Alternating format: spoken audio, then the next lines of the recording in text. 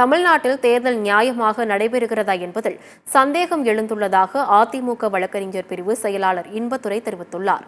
திமுக மற்றும் பாஜக வேட்பாளர்களின் வேட்புமனுக்களை நிராகரிப்பது தொடர்பாக சென்னை தலைமைச் செயலகத்தில் தேர்தல் ஆணையத்திடம் இன்பதுரை புகார் அளித்துள்ளார்.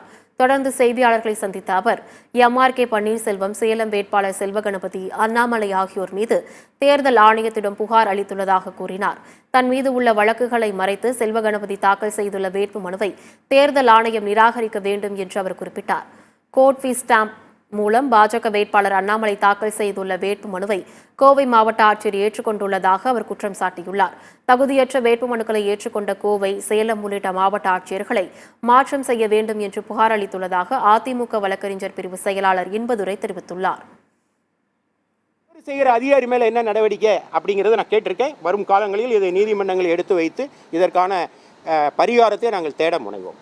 வேட்பு மனு தாக்கல் செய்யும் போது ஒரு புதிய விஷயத்தை சேர்த்து இணைக்க சொல்லியிருக்காங்க. ஏற்கனவே அஃபிடவிட் இருக்கும். இந்த முறை 2A என்று சொல்லப்படுகிற வேட்பு மனுவிலே நீங்கள் ஏதாவது ஒரு வழக்கில் தண்டிக்கப்பட்டு விடுதலை கூட ஆகிருக்கலாம். ஆனால் அந்த வழக்கு விவரங்களை சொல்லணும்னு சொல்கிறாங்க. ஏன்னா தேர்தல் ஆணையம் என்ன நினைக்குதுன்னா, இந்திய தேர்தல் குற்றவாளிகளுடைய ஆதிக்கம் தேர்தலில் குறைவாக இருக்கணும், குற்ற பின்னணியுடையவர்கள்